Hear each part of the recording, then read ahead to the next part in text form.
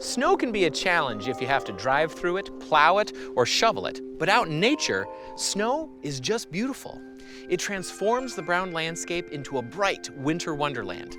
God is an amazing artist. Snowdrifts are the shape of frozen wind that curl around tree trunks, stumps, and rocks.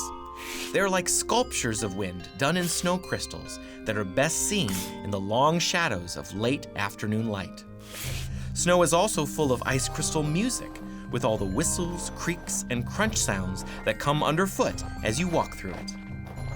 Snow isn't just glorious to look at or hear, however. It also serves some very important purposes in nature. Snow may be cold, but it is a very effective insulator. Animals that burrow into the snow are protected from bitter winter winds. All the snow and ice also prepares the ground for new growth in the springtime and provides water as it melts for the soil, as well as ponds, lakes, streams, and vernal pools. Snow forms when conditions up in the clouds are just right. When the temperature up there is below freezing and there's enough humidity or moisture in the air, we get falling snow. And when the ground is at or below freezing, snowflakes will reach the ground and stay without melting. Snowflakes are not frozen raindrops, and they are not formed from liquid water either.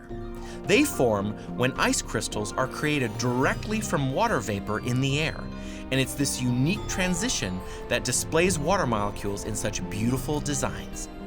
Snowflakes come in many distinct types of shapes.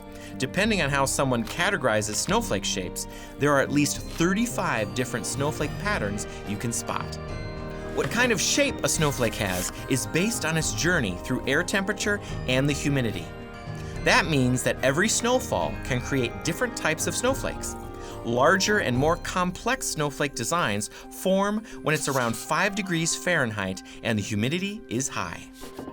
Each snowflake design tells a story of its journey of formation through the clouds. And since every snowflake is shaped out of the unique conditions around it, no two snowflakes are exactly alike. You too can catch snowflakes as they fall from the sky and take a closer look at their amazing detail and design. All you need to do is make a snowflake catcher. It's a very fun and simple winter project that you can do at home. So here's my niece Sarah to show you how. First, you get a clean meat tray, a piece of black felt cut to fit, and some glue. Put the glue on the meat tray and place the black felt on top. Then, stick it in the freezer to stay cold until the next time it snows. Then, it's time to run outside, hold out your snowflake catcher, and catch some snowflakes. The black felt makes it easier to see the design of the snowflakes, and the fact that the snowflake catcher is cold means that the snowflakes won't melt very quickly. Use your best magnifying glass and get ready for a closer look. Give it a try.